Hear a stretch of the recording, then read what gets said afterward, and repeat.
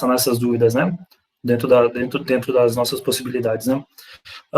Pessoal, só para vocês entenderem um pouquinho, né? Para quem não me conhece, meu nome é Douglas, né? Sou engenheiro agrônomo, tenho doutorado em produção vegetal e atuo aqui no Instituto Federal de Santa Catarina, né? No campus Canoinhas, na área de fruticultura, desde 2018, né? Então, desde 2018 a gente vem trabalhando aqui na região, né?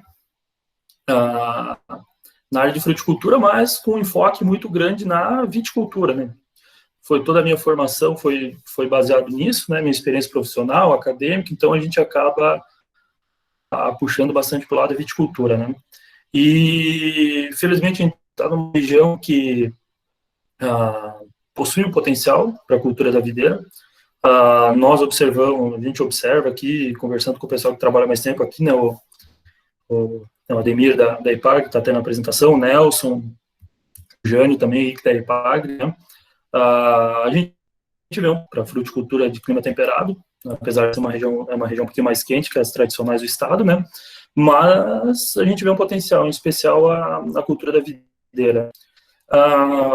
Tanto é que a gente observa, eu estou aqui há 2 anos e pouquinho, a gente começa a ver cada vez mais um maior número de produtores, o pessoal investindo na área da viticultura, né? É uma região totalmente bem nova, podemos falar assim. Talvez não, claro, já tem cultivos bastante antigos, né, mas assim, em termos de expressão, né.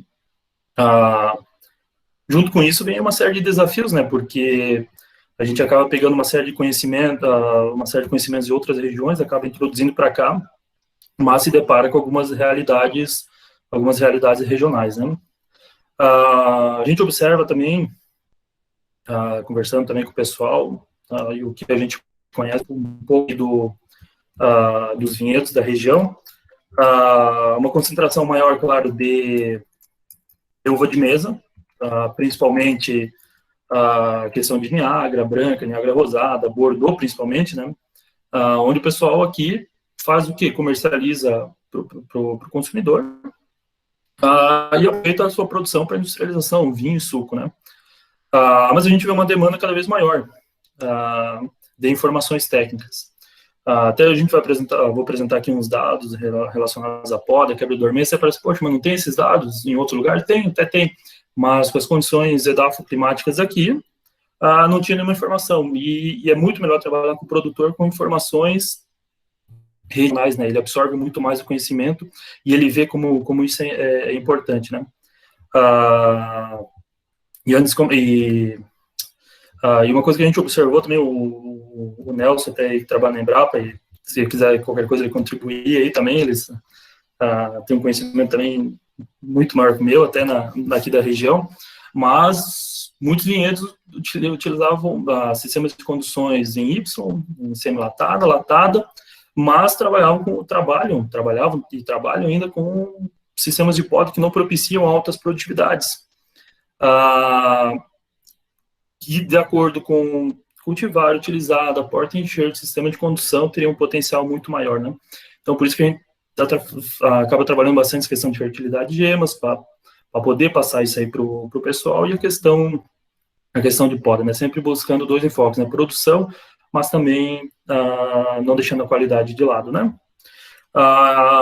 Esse curso de poda a gente fez, nós fizemos aqui no Instituto Federal, junto com a Embrapa e a EPAGRE, tanto em 2018 quanto em 2019, de forma presencial, né?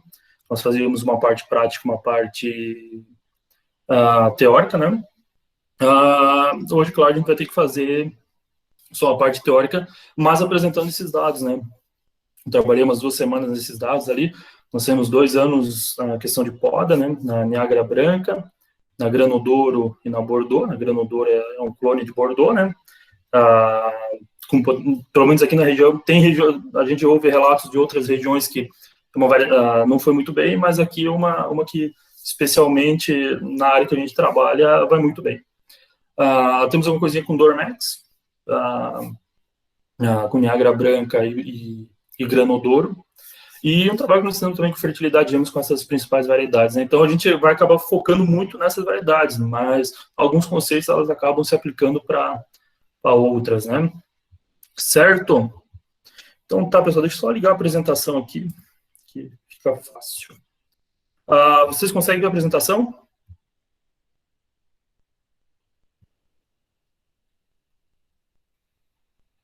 Deixa eu só me acertar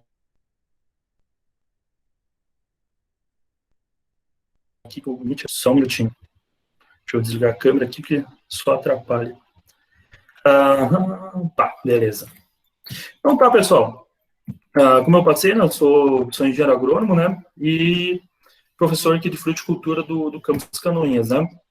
Falando um pouquinho de poda, né, não vou entrar em tantos detalhes conceituais e teóricos, mas só para a gente dar uma introduzida no assunto, né, e aí entrar nas partes mais relevantes, né.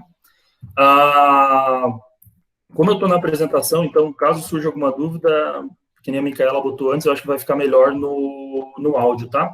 Porque senão eu não consigo ver o chat, tá? E aí vira uma confusão. Primeira coisa, a poda nada mais é do que uma operação que ela consiste em modificar o hábito natural da planta. A gente muda a arquitetura em função de uma produção mais equilibrada. É isso aí que a gente busca, né? Quando a gente trabalha com poda, a gente foca muito nessa palavrinha aqui, equilibrada, né? Então, a gente tem um enfoque muito grande na produzir de acordo com a capacidade da planta, né? Então, cada vinhedo vai ser diferente, cada planta vai ser diferente, enfim. Muitas vezes, o que a gente conversar hoje, talvez para um produtor sirva de alguma forma, para outro produtor seja um pouco diferente, né? Porque pode mudar porta-enxerto, pode mudar sistema de condução, pode mudar a fertilidade do solo, enfim, uma série de fatores que vão influenciar no vigor da planta e, consequentemente, na sua capacidade de produção, né? Mas, no final, a gente vai mostrar alguma coisinha relacionada a como que a gente pode mensurar esse equilíbrio, né? Ou como que a gente pode ter uma ideia se a planta está equilibrada ou não, né? Se a gente for pensar, a videira é um arbusto, um caule sarmentoso e apto de crescimento trepador. Claro que aqui botei umas fotos meio exageradas, né? Que nem de videira é, mas só para se deixar, ela vai se espalhando, né? Então, a gente precisa, tanto na poda de inverno quanto na poda de verão, domar a planta, né? Então, a gente acaba podando e conduzindo ela para quê? Para que a gente tenha um adequado balanço vegetativo produtivo. A gente vai ver que se tiver muita folha e pouca produção é ruim, mas se tiver também se tiver muita folha e pouca produção é ruim, mas se tiver muita produção e pouca folha também é ruim. Então eu tenho problema. Então eu tenho que buscar o quê? Balanço vegetativo produtivo. Então a gente trabalha muito em cima do equilíbrio. E aí quando a gente vai ver, quando a gente retorna com o que eu falei ali no início, na introdução, o pessoal aqui utiliza muito um sistema de condução em manjedoura. O manjedoura é bastante difundido aqui, com um sistema de poda curta.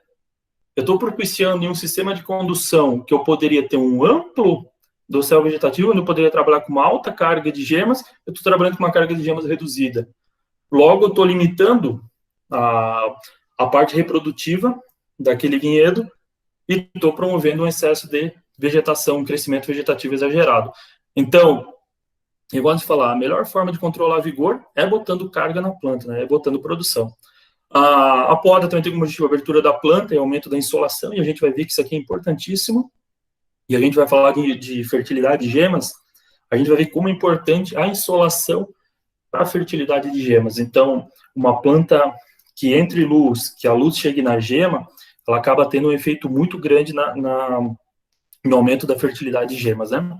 Contrair o mínimo possível o crescimento das plantas, regular a forma e dimensão das plantas em função da economicidade e operações culturais, favorecer um esqueleto robusto e equilibrado para a planta e regular a produção anual e favorecer a qualidade do fruto, né? Se a gente podar 1, 2, 3 anos de forma errônea ou deixar uma planta sem podar, a gente vai acabar perdendo o controle dela e a gente não consegue mais domar ela, digamos assim, né? E manter a planta em boas condições vegetativas e produtivas pelo maior tempo possível, né?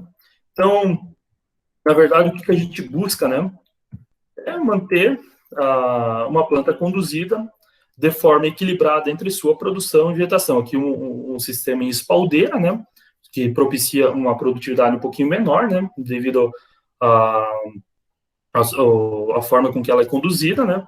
Um sistema aqui enlatado ou semi-latada, desculpa, que poderia ser uma manjedoura, um semi-latada, né? E aqui um sistema em manjedoura, né? Que são sistemas, tanto latada quanto manjedoura, que permitem uma maior carga de gemas e, consequentemente, me permite ter uma maior produção, né? Agora, quando a gente fala em poda, né, é bem simples, né? Para podar é fácil, né? Se a gente conseguir responder o que podar, por que podar, para que podar e como podar, a gente resolve todos os problemas, né? Então, a gente vai tentar falar um pouquinho sobre isso, né? A gente pode separar, na verdade, a poda em duas etapas, né? A poda de inverno, essa que nós vamos realizar agora, que é a poda de frutificação, e a poda verde, que é aquela que a gente realiza durante o ciclo vegetativo da planta, né? Nós não vamos, não vou abordar agora a questão de poda verde, poda de verão, enfim, porque se a gente pode ficar uma tarde só falando dela, né? Então a ideia é focar mais na poda de inverno, e em especial a poda de frutificação, né? Que é aquela que a gente faz agora no período de dormência das plantas, né? Buscando então fazer a renovação da planta. O que é importante na poda? Que o produtor ele tem em mente que podar não é simplesmente ir lá tirar os galhos, mas sim, ele precisa escolher e deixar na planta, na posição adequada, gemas férteis, que são fundamentais para a frutificação, qualidade e manutenção da estrutura da videira. Aqui entra um conceito extremamente importante, gemas férteis. Eu preciso conhecer a variedade que eu estou trabalhando, eu preciso conhecer a fertilidade de gemas dela, a fertilidade de gemas dessa variedade, para então decidir qual o melhor sistema de poda, né? A gente vai ver que as variedades se comportam completamente diferentes, seja vinífera, seja uva de mesa, enfim, nós temos uma grande diferença de comportamento entre variedades. Tem variedades que as gemas basais, 1, 2 e 3 são férteis, tem umas que as medianas e apicais, 5, 6, 7, 8 gemas são férteis, algumas são depois da oitava, enfim. Então, conhecer a fertilidade de gemas é fundamental, então, para eu acertar na poda, né? E uma coisa que a gente... eu vou dar muitos exemplos, como eu estou inserido aqui, a gente acaba botando uma contextualização mais regional, né? O que eu observo em boa parte dos vinhedos? Excesso de vigor. Porta enxerto vigoroso, sistema de condução que permite alta fertilidade do solo, alta disponibilidade hídrica, então uma série de fatores que condicionam um vigor bastante excessivo, né? Como eu comentei anteriormente, como é que a gente pode controlar excesso de vigor? Tem duas maneiras. Ou eu tiro área foliar, ou eu boto produção. Eu defendo que o controle de vigor a gente faz aumentando a produtividade, ela é uma forma mais efetiva e econômica para o produtor, né? Agora, como é que a gente aumenta a produtividade? A gente pode aumentar o número de gemas por planta, então aumentar a carga de gemas, consequentemente vai aumentar o número de gemas por hectare. Eu posso trabalhar com índice de fertilidade, então escolher na poda gemas mais férteis, que me permitem uma maior produtividade, ou trabalhar no manejo do dossel vegetativo fatores que favoreçam o aumento do índice de fertilidade, né? Aí, se eu aumentar o índice de fertilidade, o que eu aumento? O número de cachos por planta. Então, eu vou ter mais cachos na planta, mais cachos por hectare. Número de cachos, vezes peso médio de cachos, produtividade, né? Então, como é que eu posso trabalhar aumentar a produtividade? Aumento o número de gemas, através da poda, aumenta a fertilidade e, consequentemente, o número de cachos. Isso, eu posso aumentar a fertilidade com alguns manejos durante o ciclo e conhecer também quais são as gemas férteis e aumentar o peso médio de cacho. Também é uma forma de aumentar a produtividade. E aí, uma coisa interessante que a gente até vai ver nos ensaios que a gente fez com todas as variedades, isso aqui com uva vinífera, com uva de mesa, a gente observa esse comportamento. Gemas basais, primeira, segunda, até a terceira, cachos de menor tamanho, cachos de menor peso, que gemas medianas e apicais, né? Então, dependendo do tipo de poda, eu consigo aumentar o peso médio de cacho, né? Isso acaba sendo importantíssimo, um fator bastante importante para aumento de produtividade, né? Falar um pouquinho de fertilidade de gemas, antes de entrar na parte do poda, né? É essencial falar de fertilidade de gemas. Como é que eu posso definir fertilidade de gemas? É a planta ter ou não ter cacho, né? Uma gema fértil, como vocês veem aqui na foto da direita, é uma gema que origina um broto, um ramo, e tem presença de cacho, aqui no caso 2. Esse aqui ainda um pouco mal formado, esse aqui um pouquinho melhor formado, mas apresenta cacho, uma gema fértil. Uma gema não fértil, que tem uma gema mais basal, né, do esporão, da parte basal do esporão, ele não é fértil, ele tem só vegetativo, né? Então, uma gema não fértil na esquerda e na nossa direita uma gema fértil, que tem presença de cacho, né? Como é que eu posso fazer para verificar a fertilidade de gemas? Eu posso fazer um corte no segmento da gema, né, e observar a sua estrutura, né? Ou o que a gente faz aqui, que a gente fez, desculpa, né? Que foi fazer uma avaliação da fertilidade de gemas, né? Então, o que nós fizemos? Assim, só para não entrar na metodologia de todos, não ficar perdendo muito tempo com isso, todos os experimentos, fertilidade, poda e quebra de dormência, nós fizemos no mesmo produtor, né? Que é ali no Novak, né? No Eduardo Novak, aqui em Canoinhas, né? Então, foi tudo concentrado lá, né? Uma área bem trabalhada, uma área bem caprichada, bem manejada, né? Então, nos dá um maior respaldo, então, nos dados que a gente alcança, que a gente obtém, né? O que a gente faz como é que a gente fez esse experimento? A gente fez 2 anos, né? Fez em 2018, no inverno de 2018 e no inverno de 2019, né? Nós fomos no vinhedo, no período de dormência, mais para o final da dormência, e coletamos uma série de ramos da planta. Desde a gema mais basal, do esporão, até a gente faz até a 10ª gema, para fazer essa avaliação. Então, coleta-se os ramos e corta segmento por segmento de gema. Então, são várias bandejas para cada cultivar, e a gente posiciona gemas. Gemas da posição 1, 2, 3, 4, 5, 6, 7, 8, 9, 10, e assim por diante, né? Agora, de cabeça, não lembro o número de repetições, né? Mas isso, nesse momento, não é tão relevante. Mas aí a gente separa a posição da gema para, então, verificar a fertilidade, né? Coloca essas gemas numa espuma fenólica, tem que controlar a umidade todo dia para não secar, né? E aí, o que acontece? A gema fica em condições de temperatura e umidade, a gente tenta controlar ao máximo, e aí a gema começa a brotar. E ela vai brotando, vai emitindo folhas e ela vai crescendo, né? Então, o que a gente faz? Quando ela chega mais ou menos nesse tamanho de ramo, a gente começa a avaliar segmento por segmento, gema por gema, desculpa. E avalia se ela é fértil, não fértil, e uma avaliação que a gente faz também número de cachos, só que o número de cachos não está relacionado a, digamos assim, qualidade do cacho. Não avalio não consigo avaliar se é um cacho que depois vai ser bem formado, enfim, isso eu não consigo avaliar, mas eu consigo ver, tem 2 cachos, tem 1 cacho, isso eu consigo. E se ela é fértil ou não fértil, né? Então, o que a gente vê, tipo, mas por que ficar trabalhando com fertilidade, gemas e poda em variedades que a gente sabe que são férteis? Realmente, por exemplo, Niagara, Bordeaux, Grano Douro, Cascadura, que a gente fez a fertilidade, elas são gemas que elas apresentam fertilidade muito boa nas gemas basais. Se podar tudo, podar curta, vai produzir, claro que vai, mas a gente vai ver que a gente consegue otimizar isso aí muito mais. Até se a gente for pegar alguns dados da literatura, muitos deles citam, a Niagara branca pode podar poda curta, Bordeaux, pode se adapta a poda curta, poda mista. Sim, se adapta, ela vai produzir, não é que ela não é fértil. Tanto é que aqui, se a gente for pegar os dados, isso aqui é fertilidade, se deu cacho ou não deu cacho.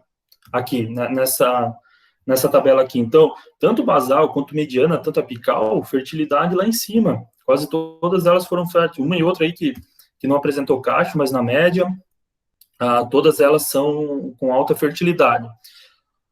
O grande diferencial das variedades em relação à fertilidade está nessa tabela aqui, onde a gente quantificou o número de cachos. Daí, talvez pode ser questionado, mas se você não avalia a qualidade do cacho, é uma informação confiável que tem mais cachos nas medianas e apicais, se a gente não sabe que tipo de cacho que é, pois eu afirmo com toda certeza que a gente pode afirmar sim. Até se a gente for confrontar depois esses dados com os dados de campo, de produção, de diferentes tipos de poda que justamente deixam gemas de diferentes segmentos, né? Então a gente consegue mais ou menos confrontar esses dados e ver que isso aí nos dá uma informação bastante interessante, né? Deixa eu só ajeitar aqui. O que a gente observa? Qualquer uma dessas variedades nos 2 anos, as gemas basais apresentam uma alta fertilidade, mas as gemas medianas e as gemas apicais apresentam uma fertilidade ainda maior. Então, nos 2 anos, o comportamento foi bem similar. O que a gente observa? Tanto as medianas como as apicais apresentam um comportamento muito parecido. E tanto as medianas quanto as apicais apresentam maior fertilidade que as gemas basais. O que eu considerei gema basal? A gema de posição 1, 2 e 3, gema mediana, a quarta, quinta e sexta gema do ramo, e a gema apical, a sétima, a oitava, a nona e a 10ª gema do ramo. Então, ali a gente fez essa separação, o que seria uma basal, mediana e apical, e aí a gente chega nesses valores, né? A cascadura a gente não fez a poda, mas a Niágara branca, Bordeaux, granodouro, sim.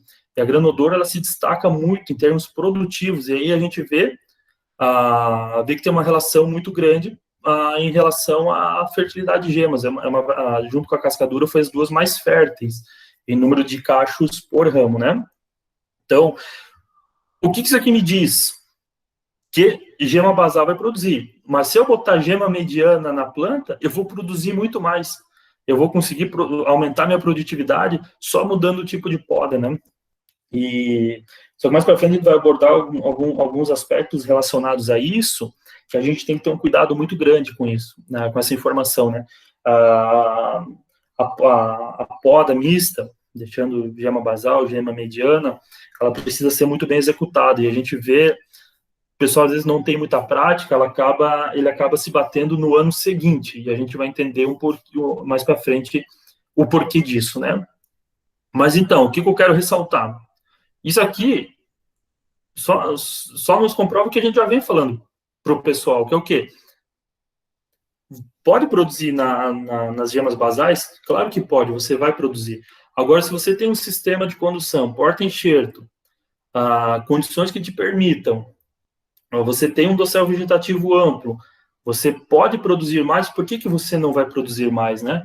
Então, no meu ver, não faz sentido isso, né? Eu tenho que buscar a máxima produção que a planta pode nos fornecer com qualidade, né?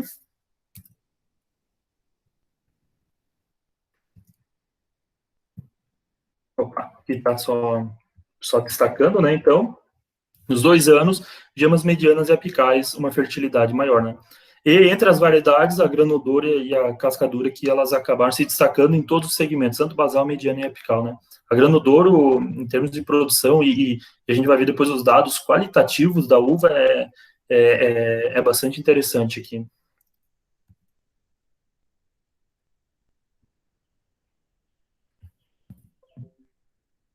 Então, pessoal, daí quando a gente fala em poda, só para ter uma noção, a gente geralmente classifica a poda opa, espera que saiu aqui, desculpa um pouquinho. Tá. Aqui, agora deu certo. A gente pode classificar, geralmente nós classificamos em 3. Poda curta, quando é deixado na planta elementos curtos, que a gente chama de esporões. Normalmente, na poda curta, a gente deixa 2 gemas por esporão, normalmente. A poda longa é quando se deixa um sarmento ou um ramo de crescimento do ano anterior e mais uma gema para renovação. Isso aqui é importantíssimo. E mais uma gema para renovação. Isso aqui vai ser importantíssimo para mim, para mista. Que é o quê? Quando é deixado na planta, elementos curtos e sarmentos com mais de 4 gemas. Certo? Então, uma poda curta seria isso aqui. Uma poda em cordão esporonado, por exemplo, em um sistema de condução em espaldeira. Você deixa o quê? Esporões com 1, 2 gemas. 1, 2, 3 gemas. Aqui tem uma gema de casqueira que provavelmente não brotou. 1, 2 gemas. Então, mais ou menos... desculpa, mais ou menos não. Isso seria uma poda curta. Você deixa elementos curtos de poda na tua planta. Muito utilizado em condução do sistema espaldeira, né? Uva vinífera utiliza muito, né? Mesmo às vezes não sendo o melhor tipo de poda. Esse seria um sistema de poda longo. também chamada de poda Guyot. Ele seria o quê? Eu renovo todo ano o meu braço de produção. Enquanto na poda curta, no esporonado, eu tenho um braço mais velho, um braço fixo, e eu tenho elementos que eu renovo a todo ano, que são os esporões. Por exemplo, esse aqui é um esporão que estava no outro ano, esse aqui é um esporão antigo, aqui tem outro esporão antigo, e acima dele está indo o ramo novo, que está sendo deixado na poda, né? No Guyot, não. No Guyot, eu renovo isso aqui todo ano. Todo ano eu renovo meu braço de produção. Aqui no fundo tem as espaldeiras, ó, o braço fixo, mais velho, grosso já, muito semelhante com o braço, com o tronco da planta, e aqui não, aqui eu faço todo ano uma renovação, então eu estou sempre renovando. Diferença, aqui eu vou ter sempre gemas basais, né, aqui eu tenho a gema 1, 2, 3, 4, 5, 6, 7, 8, 9. O que vai definir eu usar a poda curta ou a poda longa? Fertilidade de gemas. Por exemplo, se eu tenho uma variedade que é mais fértil da quarta ou quinta gema para cima, eu não vou usar o esporonado, eu vou usar um Guyot. Agora, se eu tenho uma variedade que as gemas basais são mais férteis, eu uso esporonado e não uso Guyot. Porque o esporonado é muito fácil de fazer. Então, até isso que a gente acaba observando que muita gente acaba utilizando o sistema de pólen esporonado por ele ser muito simples. É muito fácil de fazer. Você ensina a pessoa a fazer e a pessoa faz tranquilamente. Agora, o Guyot, não. O Guyot, você já tem que começar a escolher qual ramo você vai pegar. Será que aquele ramo dá? Será que aquele ramo, se dobrar, não vai quebrar? Será que aquele ramo tem um comprimento bom? Será que aquele diâmetro está bom, etc. e tal? Putz, mas eu preciso deixar aqui um esporão de renovação, porque se uma dessas gemas não brotar, eu tenho esse esporão aqui, nesse esporão aqui vai brotar 2 gemas, e essas 2 gemas serão a renovação do outro ano. Então, ela é um pouquinho mais complexa. Ela faz a pessoa que está podando pensar um pouco mais. E isso dificulta. Porque daí cada planta é diferente uma da outra. Né? O esporão não, o esporão você fecha o olho e vai fazendo. Claro que, dado suas ressalvas, mas é mais ou menos isso. É muito fácil de fazer. O Guyot já te exige um pouco mais. E aí, quando a gente vai para mista, que seria o quê? Elementos longos e elementos curtos, que seria o esporão. Eu tenho vara e esporão, que é mais ou menos isso aqui na área. Aqui, ó. Eu tenho as varas longas e eu tenho esporões. Aqui ficou um buraco sem varas. Por quê? Porque não tinha ramos, não tinha um bom ramo posicionado para eu poder fazer. Então, exige do podador pensar um pouquinho mais. Na minha opinião, a mista ela é até mais difícil que a Guyot. Porque aqui você tem que pensar qual ramo que eu vou deixar com vara longa e qual ramo eu vou esporonar. E se não tiver ramo para esporonar, será que eu deixo a vara? E daí você tem que pensar um pouquinho, e isso dificulta muitas vezes, e a gente acaba errando na poda. Vai ter problema para essa safra? Para essa safra, possivelmente não, mas na outra safra, quando eu tiver que fazer novamente a poda, aí eu vou pensar, por que eu não fiz melhor a poda no ano passado? Porque aí eu vou começar a me bater, e a gente vai ver algumas fotos mais para frente, dos problemas que isso pode ocasionar, né? Agora, o que vai definir, por exemplo, a vara? Aqui nós trabalhamos, no experimento, a gente trabalhou, a maioria, tentou deixar com quatro gemas, vara com 4 a 5 gemas no máximo. Vai depender da fertilidade, né? Se a fertilidade for mais na ponta, for gemas mais apicais, eu preciso deixar uma vara maior. Se for mediana, eu posso deixar mais curta. Então, isso tem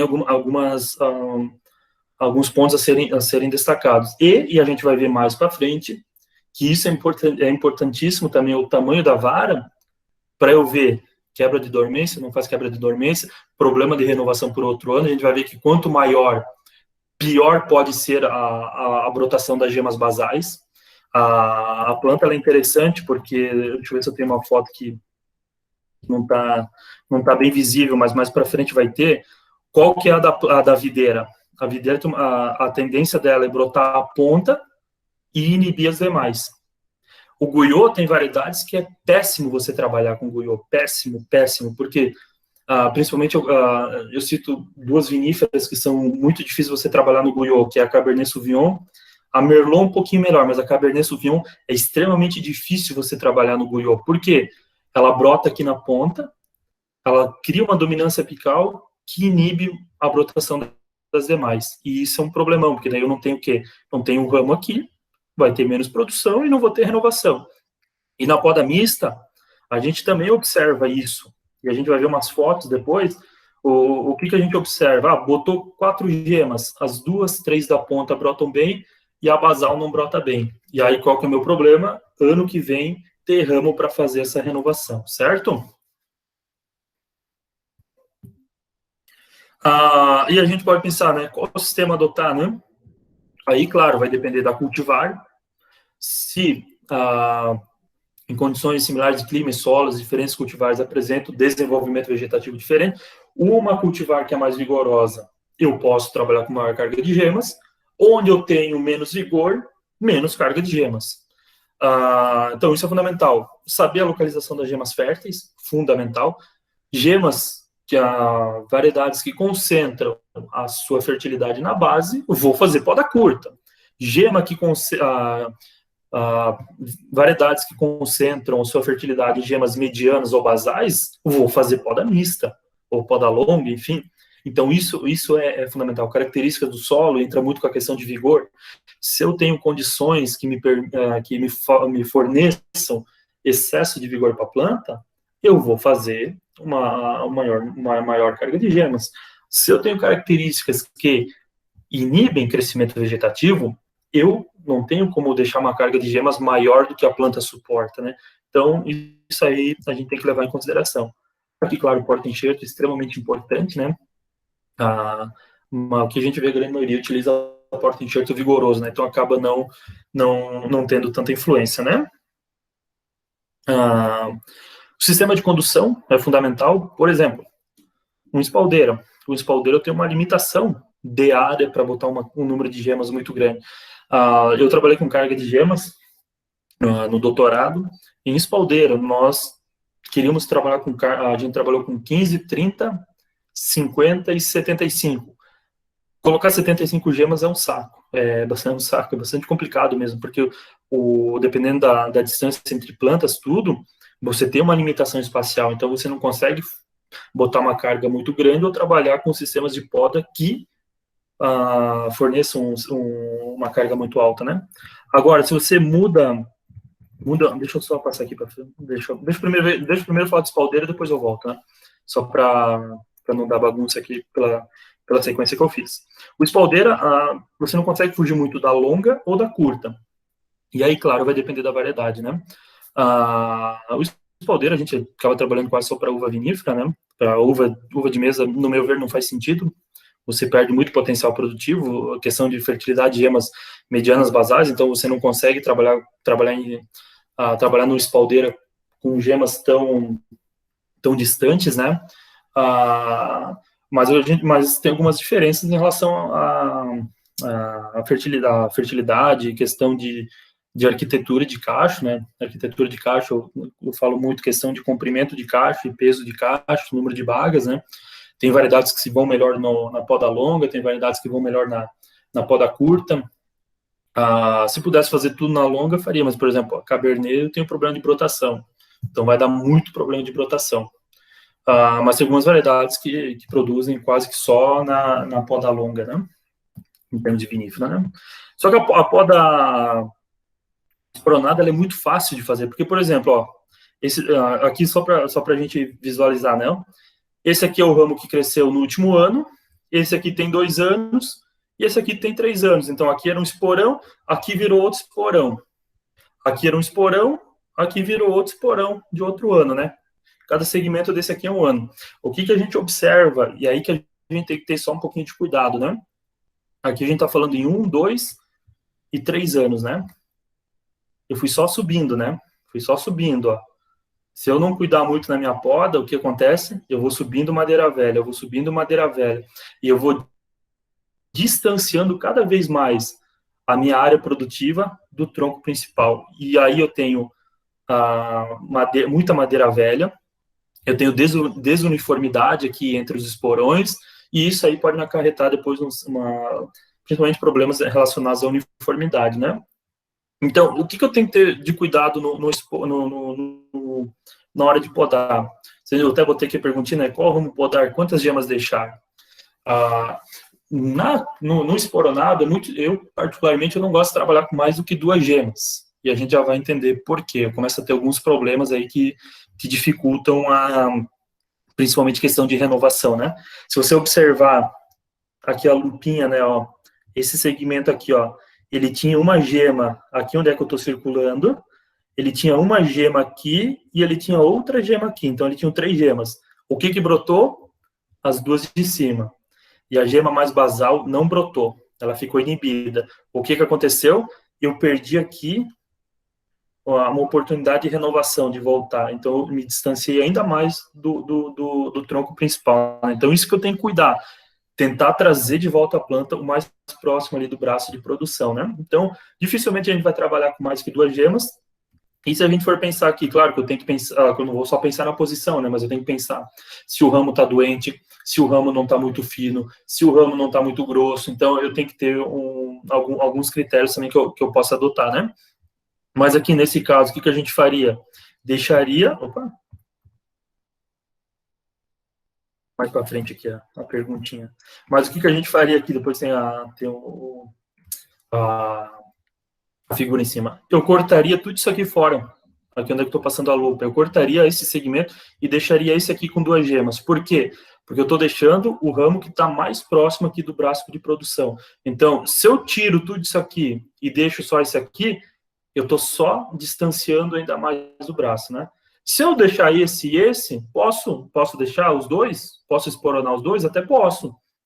Mas eu tenho que ter um pouquinho de critério se não vai ficar muita gema naquele braço, se não vai ficar muita gema próximo, muito esporão. E se eu deixar 2 gemas aqui, nesse ramo mais baixo, e 2 nesse mais de cima, a tendência é que brote pelo menos 2 aqui e 2 aqui, que são 4.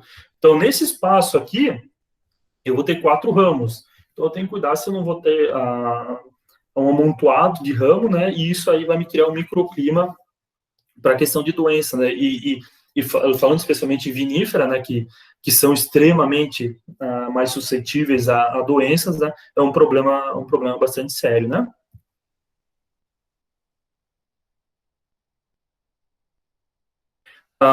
Aqui outro exemplo, né? A gente vai pensar, ó, aqui um esporão do segundo, aqui 1 ano, né? O ramo. Aqui tem 2 anos, aqui tem 3 anos. Só que olha só que interessante, aqui ainda deu certo uma coisa, né? Por exemplo, o esporão que ficou, brotou 2 ramos, e aqui do segmento de madeira mais velha tinha uma gema. E geralmente essa gema de ramo mais velho, ela é infértil, ela não produz, ela só dá a vegetação, mas ela cresceu aqui embaixo, e ela é uma grande oportunidade de eu fazer o quê? Uma boa renovação e conseguir voltar esse esporão, né? Eu cortando mais ou menos nesse segmento aqui e deixando esse ramo com 2 gemas, né? Claro que eu também preciso avaliar a posição. Se a gema está voltada para baixo, não é a mais indicada também para deixar, né? Então a gente tem que adotar alguns critérios, né? Então, aqui, ó, que nem eu comentei no outro, né? Eu poderia suprimir esse de cima e deixar esse aqui com 2 gemas, né?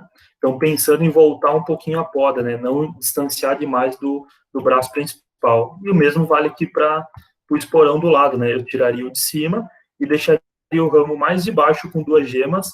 Aqui eu até botei muito para cima, tá? Tem que botar aqui nessa parte aqui, ó. Senão fica muito grande. Para poder renovar.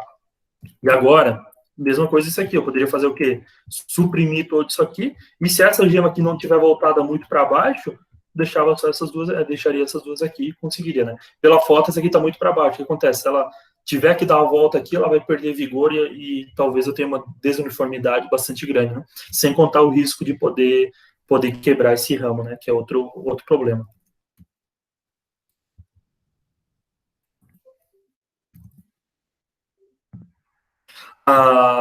E agora, isso que é interessante para a gente observar essa questão do número de gemas, né? Esse aqui é um esporão que ficou 3 gemas, 1, 2, 3. Qual que é a tendência da planta? Se vocês observarem uma planta que não está podada de videira, o que acontece? O ápice da planta começa a brotar. Ela começa a brotar de cima para baixo, né? E isso acontece com o esporão também. Deixei um esporão com 3 gemas. O que aconteceu? A gema de cima, e a gema 2 e a gema 3 brotaram. A primeira com maior vigor, né? Que a gente consegue ver que ela já está abrindo aqui a folha, né? E aqui ainda está fechado, né? E a terceira está na ponta de algodão aqui, talvez mal e mal brote, mas não vai conseguir acompanhar as duas. O que acontece aqui? perdi isso aqui de renovação. Ano que vem eu vou ter que deixar isso aqui, ó, tô subindo mais, então tem que cuidar muito, né? Daí a gente pode pensar, mas isso aí vai acontecer em regiões mais quentes. Isso aqui é uma foto de São Joaquim, é Cabernet Sauvignon em São Joaquim. São Joaquim é uma região, se a gente for quantificar a hora de frio, a gente pode pensar, mas tem frio suficiente, mas acontece igual. Como é que eu posso resolver esses problemas? Diminuir o número de gemas, que daí favorece a brotação dessa aqui, daí não tem uma dominância apical tão predominante, ou utilização de reguladores de crescimento. E aí a gente vai acabar falando do Dormex, né? Ver se tem alguma outra alternativa, mas está difícil, né? Algum que bata o Dormex, mas é uma forma de eu tentar uniformizar e puxar essas gemas aqui que não brotaram, né? Então, por isso que eu tenho que cuidar. Agora, isso aqui eu estou falando de 3 gemas. Agora, pensa trabalhar com 4, 5, em outros sistemas, na poda mista, por exemplo, eu posso ter problemas bem maiores, né? Claro que esse ramo aqui, uma coisa importante, né? Ele está na vertical, né? Então ele está apontado para cima, então a dominância ela é mais agressiva, digamos assim, né? Um ramo que está na horizontal, ele tem uma dominância apical menos pronunciado que um que está na vertical. Mas acontece com 3 gemas. Aqui, ó, a mesma coisa, aqui, ó. A gema basal desse esporão aqui, ó, mal brotou, tá, na verdade nem brotou, tá só inchado, né? Aqui tá bem inchado, quase para estourar, e aqui a terceira gema tá bem adiantada, né? E o que acontece? Isso aqui domina a outra, deixa a outra mal consegue brotar, ou nem vai brotar, ou vai ficar com um vigor muito baixo, que às vezes não serve nem para renovação no outro ano, né? Daqui vai ficar esse ramo aqui para eu poder renovar no outro ano, né? E aí, ó, madeira velha cada vez mais presente no vinhedo, né? Então, alguns cuidados que a gente precisa ter, tá? E aí, se a gente for pensar no latada, né? Aquele sistema mais comum o pessoal chama de parreiral, né? Que cobre toda a área, ou manjedoura, ou Y, né? Essa foto aqui não tá boa para mostrar o Y, né? Mas depois tem uma foto melhor. O que a gente tem de melhor alternativa? Trabalhar com poda mista, né? Aqui o manjedoura, né? Você tem aqui o Y, né? Y, manjedoura, né? Aqui no palanque dá de ver também, ó. Ele tem o dossel dividido, né? E é um sistema, então, como você divide o dossel, você tem uma capacidade de deixar muito mais gemas nessa área, né? Então, aqui, se não me engano, é Bordeaux, então você tem uma capacidade de aumentar a carga de gema. Por exemplo, se você trabalhar com esporonado aqui, é desperdício, né? Você tem área para o dossel expandir, você tem condições da planta expandir e você não dá, você tira a carga de gemas, né, que a planta suportaria para produzir muito mais, né? Então, quando a gente trabalha no latado, no semi-latado ou no manjedoura, nós temos que pensar em trabalhar com o maior número de carga de gemas, né? Mas temos que ter um cuidado, principalmente na realização da poda mista, eu saber o que eu vou deixar de esporão e o que eu vou deixar de vara. E a vara, quantas gemas eu vou deixar. A maioria dessas variedades, Bordeaux, Niagara, Isabel, essas mais comuns, Grano Douro, enfim, a gente consegue trabalhar com 4 gemas tranquilamente. Então, talvez seria, eu vejo aí com o número ideal, 4 a 5, né? Dependendo da outra variedade, que as gemas sejam férteis mais em posições mais avançadas, nós deixamos, então, varas maiores, né? Então, o que acontece na poda mista é o seguinte, eu tenho 2 ramos. Um deles eu preciso esporonar e o outro ramo eu preciso deixar a vara. Agora vem a pergunta, né? Qual que eu vou esporonar e qual que eu vou deixar a vara? Qual que eu vou deixar como poda longa e qual que eu vou deixar como cordão esporonado? Como regra, se possível, o que seria o ideal? O esporão ser o ramo mais próximo do tronco, eu esporono o ramo que está mais próximo do braço e deixo a vara com maior número de gemas, aquela que está posicionada mais distante do ramo. Por exemplo, aqui eu tenho esse aqui na esquerda e esse aqui na direita aqui que está subindo, né? Eu deixaria de esporonado esse aqui e deixaria na vara esse aqui. Por quê? Porque se eu deixar um esporão com 2 gemas e uma vara com 4 gemas, a chance de brotar as 2 gemas do esporão é muito grande. A chance de brotar as 4 gemas da vara não é muito grande. E aí eu posso ter problema. E qual que vai ser o problema? Se eu deixar essa vara com 4 gemas, as gemas que vai brotar serão essas aqui, ó, da ponta. E as gemas da base não brotam. E aí, onde é que vai minha renovação? Aqui para cima no outro ano, ó. Então, eu estou só criando madeira velha. Então, quando eu vou trabalhar com poda mista, eu tenho que pensar o seguinte: esporonar o ramo mais próximo do braço de produção e deixar a vara para o ramo mais distante do braço de produção, certo? Então, essa é a forma ideal. O esporão daí com 2 gemas, né? Se não, aqui não, deixa eu só mostrar a próxima foto, senão o que acontece, ó? Se não acontece isso aqui, ó. Tudo madeira velha, ó. Aqui foi deixado, e esse é um erro muito comum que acontece. O que muitas vezes é feito? Aqui não tinha como deixar esporão, só tinha um ramo aqui. Daí o que foi feito? Vara longa, sem esporão. O que aconteceu? Gemas basais, nenhuma delas brotaram. Brotaram só as gemas da ponta. Isso aqui é uma área sem dormex, sem quebra de dormência, tá? O que aconteceu? Não tinha esporão, porque só tinha um ramo, mas mesmo assim se deixou uma vara longa, porque queria ter mais produção. Mas o que aconteceu? Brotou 2 gemas da ponta e as gemas da base não brotaram. Então, se eu tivesse deixado no esporão, tinha dado quase a mesma coisa, ia ter brotado 2 ramos.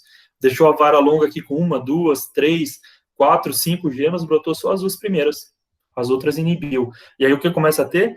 Madeira velha, ó. E aí meus ramos de produção vão se distanciando cada vez mais. E aí vai fugindo do sistema de condução, vai fugindo da estrutura. Isso dificulta depois tratos culturais, isso dificulta tratamentos fitossanitários, dificulta a colheita, uniformidade, enfim, uma série de problemas que acarretados por isso. Ó. Isso aqui é tudo madeira velha, sem brotação, foi tudo para as pontas, ó. O que, por exemplo, se tivesse deixado aqui um esporão, eu teria tudo isso aqui falhado, né? Mas o esporão teria brotado. E aí, no outro ano, eu só eliminaria tudo isso aqui e teria um esporão aqui, né? Por isso que é importantíssimo, quando a gente trabalha com poda mista, ter essa consciência, ó. Aqui eu tenho 2 ramos, ó. Eu tinha um esporão, esse esporão originou 2 ramos. O ramo da gema mais basal, eu volto a esporonar com 2 gemas. E o ramo que está mais apical, eu deixo na vara, com 4 gemas. Aqui a vara está maior, mas aí a gente cega, por questão de experimento, para ficar fácil aqui no arame, a gente acaba cegando essas gemas, né? Mas ela fica daí com 4 a 5 gemas. Então a vara originária da gema mais apical e o esporão da gema mais basal. Porque o que acontece? Se brotar, aqui onde é que eu estou passando o laser, se brota essas 2 gemas aqui, e todas essas primeiras aqui inibem, não tem problema. Por quê? Quer dizer, problema tem, né? Não deveria acontecer, mas não é tão problemático, porque eu tenho um esporão aqui para salvar. Então, o esporão ele vai ser sempre o meu step. Ano que vem, se der problema aqui, o que eu faço? Tiro tudo isso aqui fora. Aí o esporão originou 2 gemas. Daí, no outro ano, eu volto a esporonar uma e deixar uma vara longa. No outro ano, de novo, deixo o esporão, esporono uma, vara longa nua. Então, eu tenho que ter esse step aqui. Isso aqui é uma segurança para mim. Não tem como fugir disso. Se eu estou orientando um produtor, ou se eu sou um produtor, que recomendação eu daria para ele? Só vá fazer... Deixa eu ver aqui. Opa, desculpa.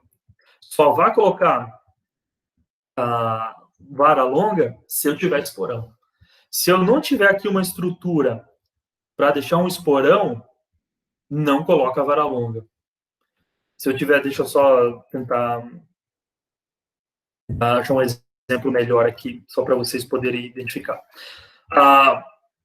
Esse ramo aqui, ó, vamos fingir que ele não existe. Esse ramo aqui não existe. Eu tenho só isso aqui. É preferível só esporonar ele do que deixar ele na vara longa.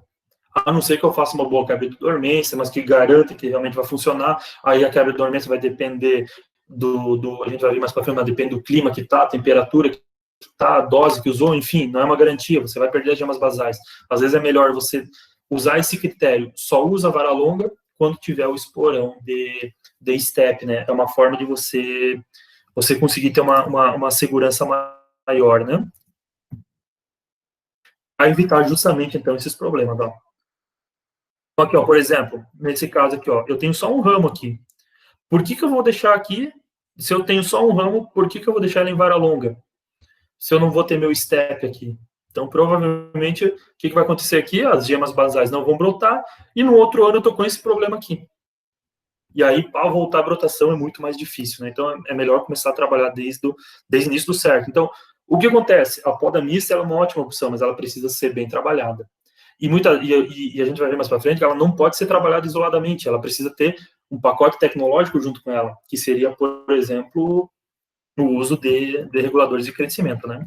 Ó, senão acontece isso aqui, ó, tudo madeira velha, e aqui na frente, ó, o esporão. Olha quanta madeira velha ficou, né? Cada vez mais distante aqui do braço de produção. E como é que eu vou fazer para voltar isso aqui, né? Eu vou ter que talvez aplicar um Dormex nessa região aqui, para fazer com que venha um novo ramo aqui da base, e aí eu consiga fazer a renovação, né? Então, uma série de problemas que pode ocasionar. Então, o que é o ideal? Fez vara longa, bota esporão de step, né? Então, isso é fundamental. Certo? Ó, para evitar esse tipo de problema, né? Que é tudo madeira velha. E claro que daí esses aqui tem gemas aqui, né? Essas gemas aqui elas não são produtivas, mas se eu conseguir fazer essas gemas brotarem com, principalmente com o uso de produtos que quebrem a dormência, né? Eu posso favorecer então uma renovação para o outro ano, né? Mas eu tenho que ficar de olho nisso.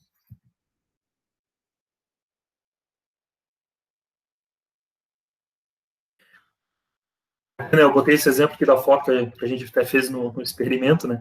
Aqui, ó, aqui tem um esporão, aqui tem uma vara, mas não tem esporão. Então aqui provavelmente, se eu fosse tirar foto depois no outro inverno, aqui estaria sem brotação e aqui estaria brotado só a ponta, né? Daí no outro ano eu teria problema de fazer renovação, né? Então isso é um cuidado que a gente tem que cuidar bastante, né? Para evitar essa questão da dominância apical, né? Em relação à época de podar, vou passar bem rapidinho, né? O que o pessoal geralmente faz? O que não deveria fazer? Esperar a planta começar a se mexer, começar a ter início de brotação. Eu, particularmente, não gosto disso. Eu acho que a gente tem que trabalhar com a planta ainda dormente. Se ela começa já a iniciar a brotação, a gente pode ter mais problema com questão de dominância apical, que a planta geralmente ela brota o quê? De cima para baixo, né? Se a gente começa a esperar muito, ela começa a brotar no ápice e às vezes a dominância das gemas mais de baixo ela pode ser mais pronunciada, né? Ainda mais se a gente trabalhar na poda longa ou na poda mista, né? Geralmente, em termos gerais, assim, variedades mais tardias precisam de uma determinada número de horas de frio maior, né, para quebrar a dormência, né? Então, eu não vejo problema de iniciar mais cedo a poda dessas variedades mais tardias, até é uma forma de otimizar a mão de obra, né? Variedades mais precoces, às vezes deixar um pouquinho mais, né? Para evitar alguma geada tardia, enfim, mas as mais de médio ciclo, a brotação mediana ou tardia, não tem problema algum começar a podar antes, né? E um ponto importante, principalmente questão de doenças de tronco, né? Vou passar um pouquinho rápido aqui pelo tempo, né? Cobrir ferimento, né? O ideal, até umas 3 semanas atrás, eu tinha uma live do Marcos Almança, lá do Instituto Alimbento, né? Ele até falou um pouquinho sobre o tema, né? O ideal é que a gente conseguisse cobrir todos os cortes que a gente fizesse, né? Mas é importante, né, a gente conseguir cobrir os ferimentos, né? Principalmente por problemas de doenças de tronco, né? Que é um problema bastante sério aí que várias regiões vêm enfrentando, né? Então a gente tem que ter um pouquinho de prevenção, né? Tem até tem uma série de produtos aí que a gente consegue utilizar, né? Não é minha área de domínio esse assunto, mas depois, se quiser, eu passo para vocês o link lá, quase 2 horas de live lá, que ele só fala de doenças de tronco, e ele acaba dando uma pincelada bem legal sobre isso aqui, e a gente precisa levar isso em consideração, né? Agora eu só queria mostrar, então, para vocês, então, os atos que a gente fez. A gente fez 2 tipos de poda curta, esporão com 2 gemas, e poda mista, esporão e vara com 4 gemas, né? Eu vou passar aqui os dados principais que eu circulei. A primeira variedade aqui é a Bordeaux. Uma coisa interessante, se a gente for observar, é questão de brotação, gemas brotadas. Nas 3 variedades que foram testadas, a gente observa uma maior brotação na poda curta. A poda mista brota pior que a poda curta. Aqui, gema brotada é a relação do total de gemas podadas sobre gemas brotadas, né? Então, a gente observa que a poda curta brota melhor, porque estão 2 gemas por esporão. Quanto maior o segmento de ramo, pior a brotação. Por isso que eu não posso trabalhar com poda mista separada. Eu preciso associar algo a mais a ela, que nesse caso seria a quebra de dormência, né? De maneira geral, o que a gente observa nas variedades? Poda mista, o maior número de cachos por planta. Isso está muito relacionado a... Então, desculpa, só antes de falar de número de cachos. Então, muitas vezes a gente tem, em plantas de poda mista, um maior número de gemas, mas muitas vezes isso não representa o maior número de ramos, justamente porque a brotação é mais baixa.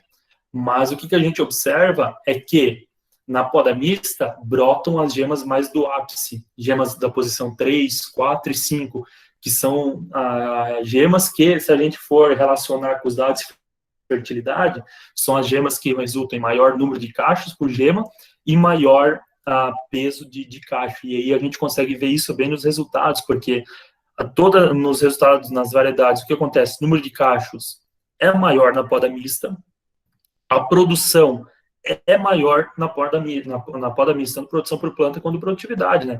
Por exemplo, eu vou focar mais na produção e qualidade, que são os dois dados mais importantes, no final, para nós aqui, é o que é mais relevante, né? A poda curta, no primeiro ano, 7,5 toneladas por hectare. Na poda mista, 10,6. O primeiro ano ele foi um pouquinho menor em todas as variedades, porque o vinhedo nós tivemos que converter, nós não conseguimos botar todas as varas que a gente queria, a gente precisou trabalhar um pouco o vinhedo para o segundo ano tá em perfeitas condições, né? No segundo ano, a poda curta, 13 toneladas, na poda mista nós chegamos a 19.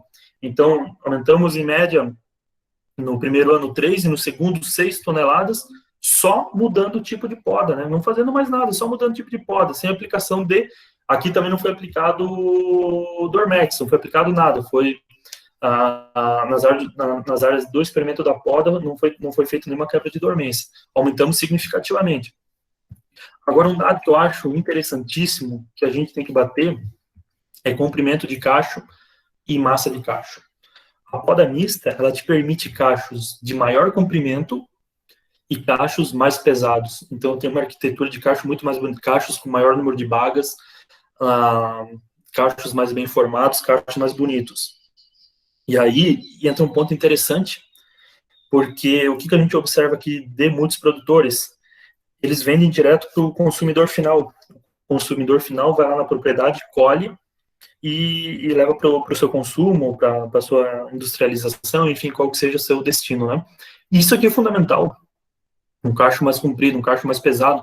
O Bordeaux, que é um cacho que não é tão grande, nós conseguimos alongar ele e dar um pouquinho mais de tamanho só mudando o tipo de poda, né? Então, isso é importantíssimo, né? E como a gente viu lá no início, né, uma das formas de aumentar a produção é aumentar a massa de cacho. Então, o tipo de poda, da onde está saindo os ramos, do tipo de gema que está saindo o ramo, ela é um fator importantíssimo na produção, né? Agora, uma coisa interessante que a gente tem que levar em consideração é isso aqui, sólidos solúveis. No primeiro ano, por uma questão de logística de laboratório, a gente teve que colher as uvas um pouquinho antes, então elas estavam com índice de maturação abaixo do ideal.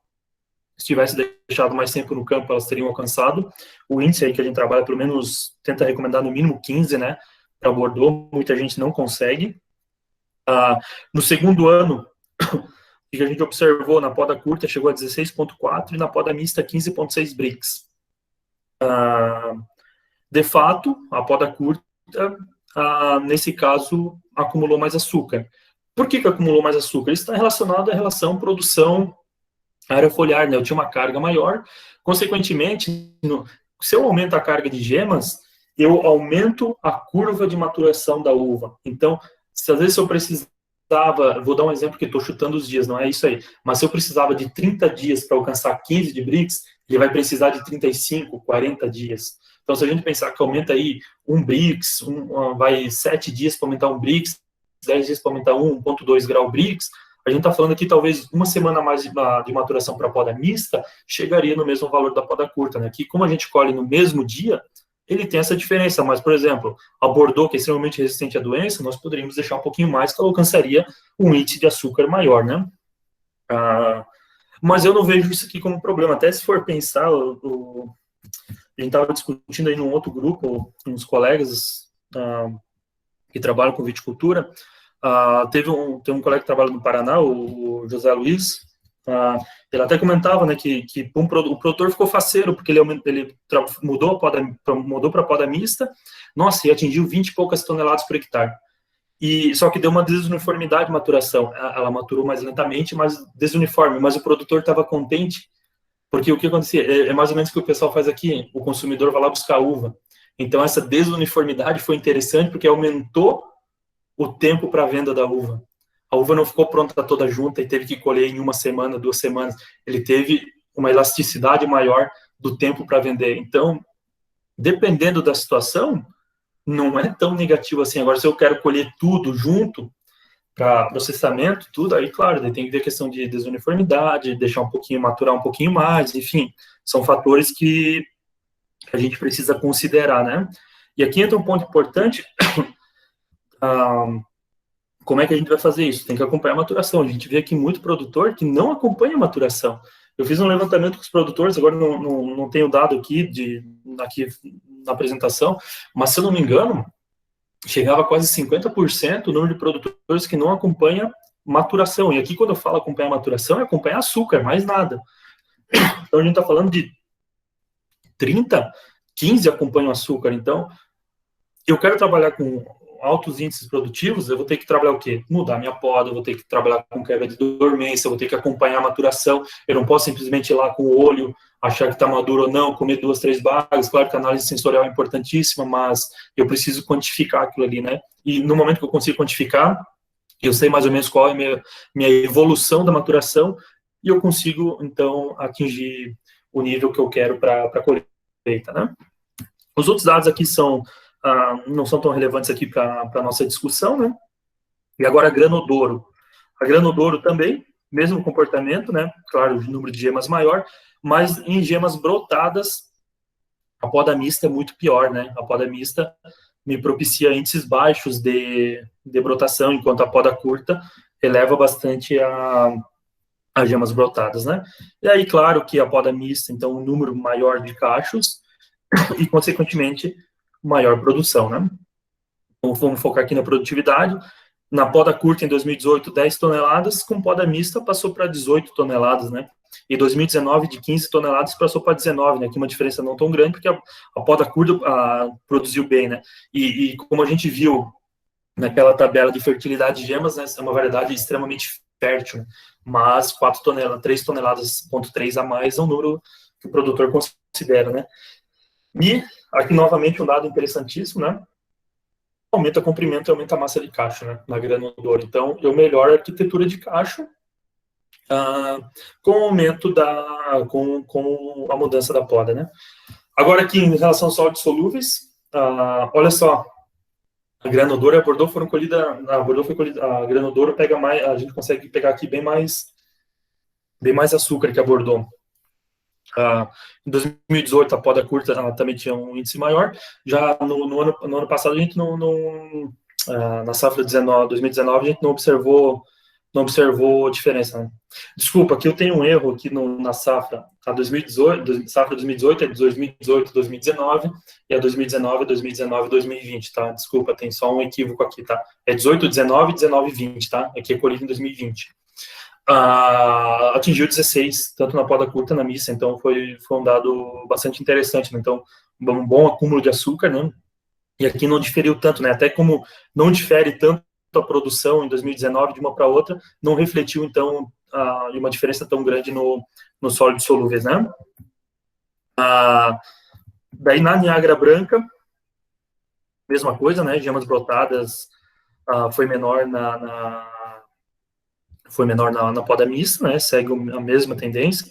E o que a gente observa, no primeiro ano, a planta ainda estava, eram plantas mais novas, né, que o vinhedo ainda não estava totalmente formado de ramos, então no primeiro ano uma produção baixa, na poda curta, e na poda mista 12 toneladas, né, mas na 2019, assim, com a planta já mais equilibrada, a poda curta produziu 16 toneladas, na poda mista foi para quase 25 toneladas, né, então dá um aumento bastante expressivo, né, pelo tipo da poda, né, e aí você vê a importância, né, se você for pegar uma série de literaturas, a Niagara fala para podar curta, que vai muito bem, realmente, produz 15 a 6 toneladas, mas a gente pode aumentar aqui 8 toneladas, né, só mudando o tipo de poda, né, e isso se deve muito, novamente, a isso aqui, né, comprimento de cacho e massa de cacho, né, então eu consigo, através da poda, mudar muito isso aqui. E volto a frisar, isso aqui é a área sem quebra de dormência, né? Então talvez os valores poderiam ser até superiores, né? Em relação aos sólidos solúveis, aqui foi interessante, porque aqui a poda mista deu um valor superior. Eu até conferi uma série de vezes os valores, né? Para ver se não estava errado, mas foi isso aqui mesmo. Aqui a gente não teve esse problema da diferença de poda curta e mista, né? Até porque é um vinhedo que tem um crescimento vegetativo um pouquinho maior que a Bordeaux, né? Então pode ser uma das explicações, né? Tem um vinhedo mais pegar produção, área foliar mais equilibrado, né? Essas fotos aqui eu tirei esse ano, se a gente for pensar aqui na esquerda, a poda curta Niagara, né? E na direita a poda mista, né? Então um número de cachos muito maior, né? Isso aqui tudo foto tirada no mesmo dia, né? A poda curta aqui na granodouro e na poda mista, né? E aqui é interessante a gente ver a diferença da mudança de cor, né? A poda curta aqui, os cachos já estão bem mais pintados do que na poda mista, né? Na poda mista você tem acabou tendo um pouquinho de atraso na maturação, mas depois acaba acompanhando. A poda curta aqui também na Bordeaux, um número bem menor de cachos comparado com a poda mista, né? Mas uma maturação um pouquinho mais adiantada por ter uma produção menor, né?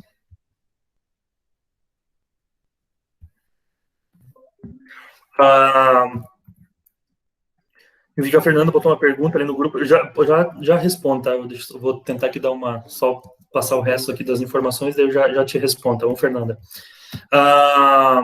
Agora, se a gente for pensar, talvez um desentrave seja contornar a baixa produção, né, a baixa brotação, né, para aumentar essa produtividade, né, para melhorar os índices, né, e aí nossa solução é o uso de regulador de crescimento, né.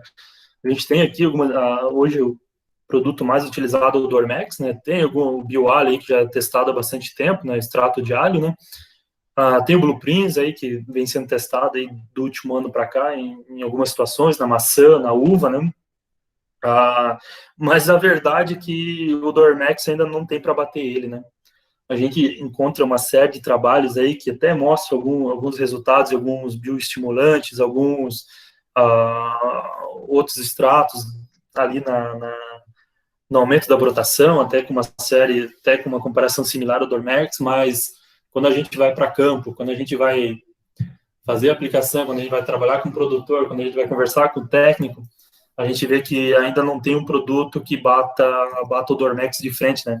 Um produto extremamente tóxico, caro sua aplicação, né? É R$ 120 um litro e a dose dele, se a gente for pensar, usar 4% aqui na região, já vamos falar sobre isso, uma região aí que usa quase 5% eleva bastante o custo, né? Mas até agora se fala muito em achar um produto substituto, mas ainda não se achou, né, que seja a altura dele, né?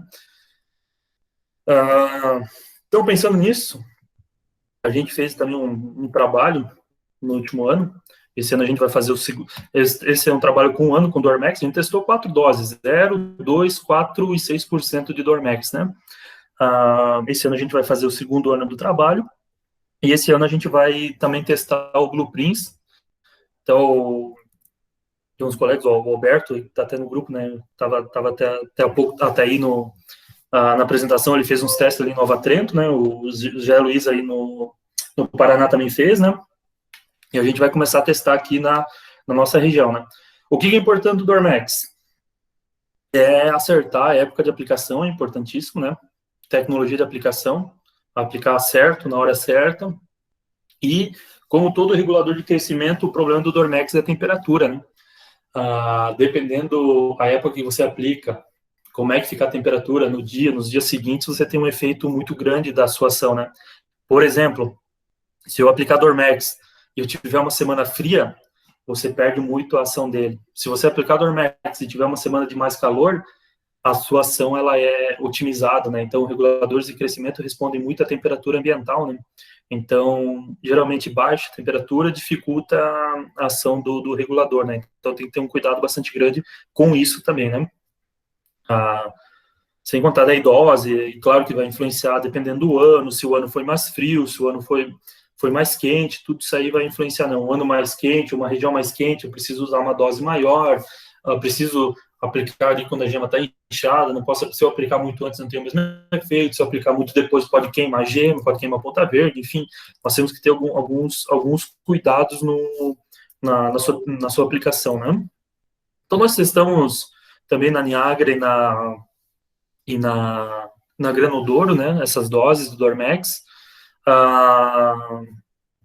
Então, nós testamos a testemunha sem aplicação, né, 2%, 4% e 6%, né. Então, esse ano a gente vai começar a juntar mais alguns produtos, o Blueprints, extrato de alho, mais um outro bioestimulante ali para ver qual que é o efeito, né. O que a gente observou? Isso aqui é Granodouro. O que eu vou focar aqui? Gema brotada e produção. O que a gente observou? 2, 4, 6%, mesma porcentagem de brotação.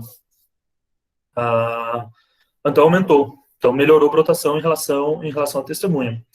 Brotou mais gema, mais ramo. Se tem mais ramo, depois eu tive mais cacho, né? Então, consequentemente, só que aqui eu ressalto que o maior número de cachos foi no 4% e no 6%. Isso pode ter relação na posição da gema que brotou. Se brotou gema mais do ápice, se brotou gema mais da base, pode influenciar esse número de cachos. Mas, de modo geral, aumentou o número de cachos no 4% e 6%. Em brotação, as três ordens foram similares, mas em número de cachos, 4 e 6 predominaram, né? E, claro, que como teve maior número de cachos, consequentemente, a produção e a produtividade foi maior. Na Granodouro, aqui nós chegamos no 4 e 6% a 24 e 23 toneladas por hectare. Então, claro, se 4 e 6% dá o mesmo efeito, eu vou usar o 4%, né? Então, seria a dose mais recomendada. E é o que mais ou menos a gente conversa, né? A gente vê que o pessoal que está usando 3, 3,5% aí tá pouco. Tem que usar 4, 4,5 seria talvez uma dose mais indicada aqui para a região, né? Muito abaixo disso, se for um ano mais quente, um ano de pouco frio aí, não vai resolver muitos problemas, né? Mas então, ó, com a aplicação do Dormex, a gente consegue aumentar significativamente aqui a produtividade, né? E todos os dados aqui de dados físicos de caixa, arquitetura de caixa e químico de caixa não alterou nada, né? Então, apesar de estar essa diferença grande de produção aqui, a Granodouro, ela se comporta ela tem uma menor diferença aí entre produtividade e qualidade, né? Que a gente observou na porta, daqui não influenciou nenhum desses índices, né? Mas aumentou significativamente a produção. E Niagara, mesmo a brotação já foi maior quando a gente trabalhou no 4% e no 6%. A testemunha teve uma brotação bastante baixa, aqui é tudo poda mista, né? Vale ressaltar, em área de poda mista. E daí o 4% e 6% foi a melhor dose, né? Em termos de gemas brotadas. Então, que apresentou 2%, apresentou já um comportamento mediano em relação à porcentagem de gemas brotadas. Mas quando a gente vai ver produtividade, e aí tem uma relação com o número de cachos, o 6% deu uma produtividade menor. Eu fiquei pensando, mas por quê? Brotou mais, mas deu menor produtividade? Então, a explicação que eu cheguei, talvez, uma dose muito grande, ela promoveu muita brotação de gema mais basal, ou gema até de madeira mais velha, que elevou o número de ramos, mas não elevou, então, tanto os índices produtivos, né? Então, pode ser uma explicação para isso, né? E relacionado a aqui dados físicos e químicos, também nada tão relevante, né? Aqui também daí o 6% do Dormex deu massa de cacho menor na média, então provavelmente daí por isso também eu cheguei a achar que talvez uma gema mais da base com cacho menor, e daí elevou um número de ramos, umas cachos de menor tamanho, resultou numa menor produtividade, né? E se a gente for pegar esses dados, tanto da Niagara quanto da Granodouro, nós chegamos, pelo menos eu, nesse primeiro ano, o 4% talvez seria, talvez o que a gente recomendaria, né? Que teria o melhor resultado. Que eu teria que poderia fazer uma curva de regressão, tentar achar a dose ótima, mas tudo meio corrido, aí eu fiz o que eu consegui na hora, né? Mas o que a gente observa ali, 4,5, talvez aqui para a condição seria indicado. Eu falei no Paraná, eu vi nessa safra foi usado 4 com um colega ali e falou que não foi suficiente, que ele está pensando até em aumentar a dose. Então, vai muito do clima, vai muito da região, vai muito da época de aplicação, vai muito como é que foi a temperatura nos próximos dias, depois da aplicação, enfim, uma série de fatores que influencia, né? Então, para o ano que vem, a gente vai ter que dados mais concisos e com novos produtos, né? E aí, só para encerrar bem rapidinho, né, que já estamos um pouquinho atrasado, né? Como eu sei se meu vinhedo está equilibrado, né? É o que a gente chama de índice de Havas, né? O que a gente tem que fazer para saber se eu estou com o meu vinhedo com muito vigor ou pouco vigor? Eu tenho que chegar agora no inverno na poda, selecionar algumas plantas, podar aquela planta e pesar. Tem que fazer isso, depende da minha homogeneidade do vinhedo, né? Quanto mais uniforme o vinhedo, menor o número de plantas que eu pego para representar, né? Marco aquela planta, peso ela e podo. Daí na colheita eu vou lá, pego aquela mesma planta que eu podei, que eu anotei o peso, vou lá e colho aquela planta inteira e quantifico o peso da colheita. E aí eu faço uma relação para descobrir o índice de Havas, que é a relação entre o peso da uva e o peso de ramos.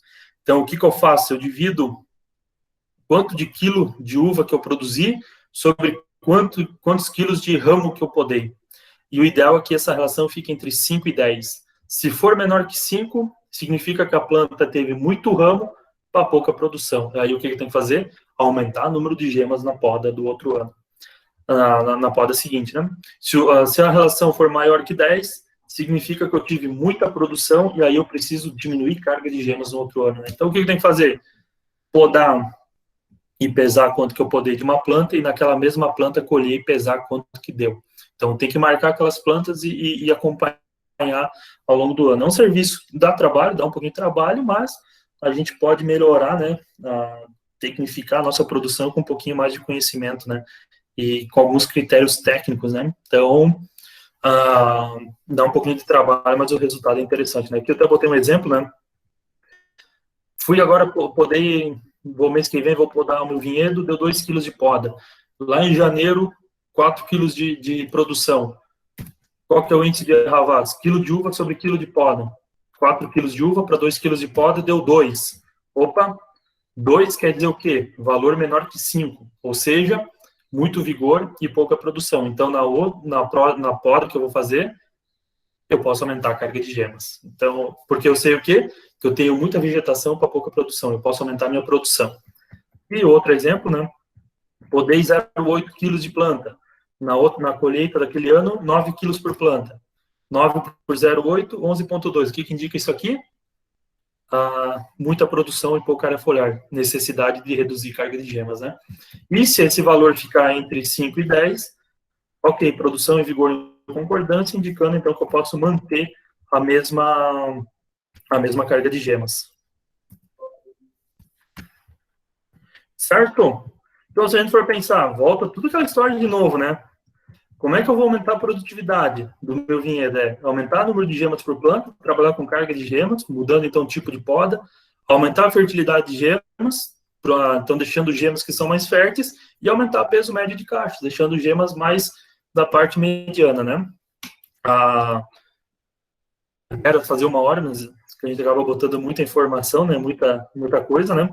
Antes de ir para os questionamentos, só queria agradecer ali o casa Dom Pedro, ali, aqui em Canoinhas, né, aqui do Eduardo Novak, né, que ele sempre cede área para nós, né, e o pessoal aí que está sempre disponível aí no trabalho, né, a gente está tentando formar um grupo de trabalho, um grupo de pesquisa aqui, né, o trabalho é bastante esforço, tudo, mas aos pouquinhos a gente vai conseguindo conseguindo montar aqui um grupo bastante interessante e fornecendo, assim, bastante informações ao pessoal, né? Tá, surgiu aqui uma dúvida, Fernanda, a poda mista também funciona em agro, sistema latado para regiões quentes, como é o caso de Uruçanga? Aí tá, funciona. Só que você tem que pensar o seguinte, a região mais quente, talvez eu tenha mais problema de brotação, né? Porque a falta de frio, quando eu deixo a vara mais longa, ela pode propiciar um aumento do... como é que eu posso falar? Pode aumentar o problema da brotação, né? O que seria ideal? Talvez trabalhar na mista com vara não tão longa, né? E pensando em regulador de crescimento. Muitas vezes a gente precisa trabalhar com uma região mais quente, trabalha com uma dose um pouquinho mais elevada, né? Por exemplo, não posso pensar em trabalhar aqui, Uruçanga, Paraná, etc., que eu queria usar a mesma dose, por exemplo, de São Joaquim, da Serra Gaúcha, enfim. Quanto mais frio, geralmente, a tendência, pelo menos, é que a gente trabalhe com uma dose um pouquinho menor, né? Mas a gente muitas vezes não consegue fugir em região mais quente de doses mais elevadas. E tem que ter essa noção que quanto maior o número maior número de gemas na vara, talvez em região mais quente pode ter um pouquinho mais de dificuldade de brotação, né, pela falta de frio, né? Então, talvez tem que deixar uma vara um pouquinho mais curta, não tão longa, né? O Marcos pediu quantos litros de calda seria necessário por hectare. Então, Marcos, depende muito da aplicação. Você vai fazer, por exemplo, vai fazer com atomizador, vai fazer com costal. Então, é difícil de precisar, vai 100, vai 200 litros. Depende do teu sistema de condução. Às vezes, você usa, por exemplo, se você for usar uma turbina no trator, dependendo, você vai ter que deixar 2 bicos abertos, deixa um bico mais vazão. Às vezes, se você conseguir fazer localizado na caneta, então você consegue reduzir. Eu diria que fica em torno aí de uns 150, 200 litros, mais ou menos. Mas, assim, se eu fizesse com turbina, eu botaria as canetas e botaria um cara atrás na caneta, aplicando primeiro, para evitar a deriva, para melhorar o produto chegar nas gemas, tem que fazer até ponto de escorrimento, né? E ter uma melhor aplicação, né? Mais alguma dúvida, pessoal?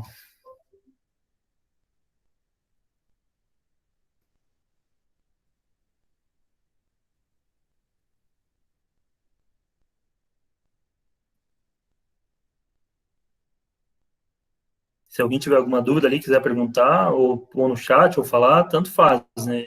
Se quiserem botar a pergunta lá. Só aproveitando,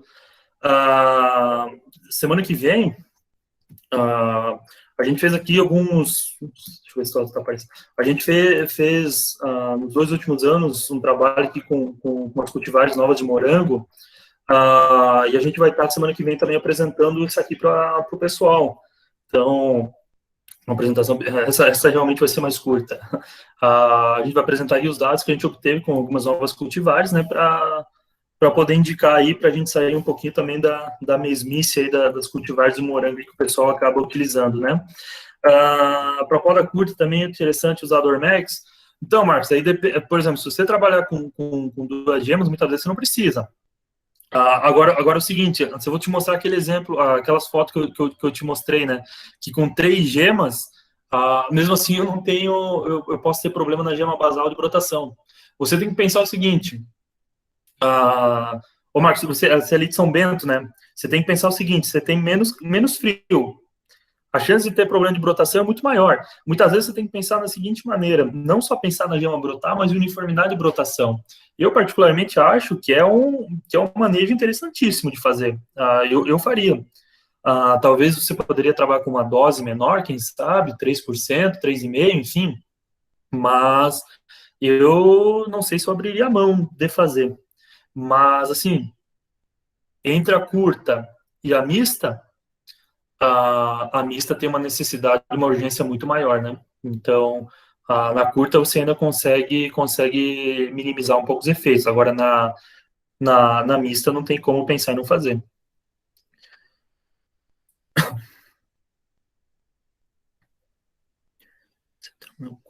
O Nelson pediu quantas varas a gente trabalhou na Bordeaux, Niagara e Cascadura. Nelson, deixa eu te falar, eu tenho algumas anotações que a gente contou, alguns ramos, assim, de cabeça, eu acredito que foi umas 6 varas por planta. De 6 a 8 varas por planta, se eu não me engano. A gente tentou 4 de cada lado, né? Dependendo como dava, mas ficou mais ou menos nisso.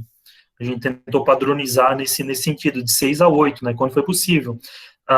Por exemplo, aquele primeiro ano na Niagara, como a planta não estava bem formada, a gente trabalhou com menos, porque não tinha como fazer diferente, né? Mas e tem alguns lugares que às vezes não dava uma vara boa, pulava um espaço assim um pouquinho maior, então tem isso também, né?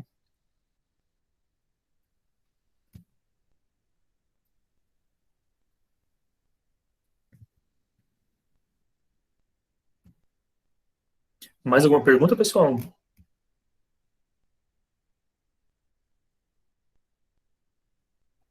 Tá. Não, agradecer até o pessoal que esteve aí presente, né? Tava vendo aí de uns 45, 46 pessoas, foi um número bom ali, né? A gente tentando se adaptar a essa situação, né? Tentar trazer um pouquinho de informação, né? Vamos ver se a gente consegue fazer mais para frente, mais algumas, né? Alguém tem mais alguma pergunta? Senão a gente dá por encerrado. Como tá gravando aqui, depois eu vou ver como é que faz certinho para salvar o link, mandar o link, né? Que se depois alguém quiser pesquisar, olhar, né? Passar para algum conhecido, enfim, fica à disposição, né? Então tá, pessoal. Então, se ninguém tem mais perguntas, só agradecer a participação de vocês, né? A semana que vem a gente vai falar alguma coisinha de morango ali que nem eu comentei. E daí talvez na outra semana aí voltamos a falar um pouquinho mais da videira, né? Tentar. A ideia é que uma vez por semana a gente venha fazer isso aqui, tá? Então tá, pessoal. Obrigado a todos. Então, semana que vem, quem tiver interesse ali na questão ali das cultivares de morango, eu divulgo ainda nos grupos todos aí para o pessoal e tudo, né? E qualquer dúvida a gente está à disposição aqui no Instituto, né? Vocês podem perguntar, às vezes a gente demora, às vezes eu demoro para responder, é tanto, mas dentro do possível aí a gente dá o retorno, tá? Beleza, pessoal? Obrigadão, viu? Boa tarde a todos e até a próxima.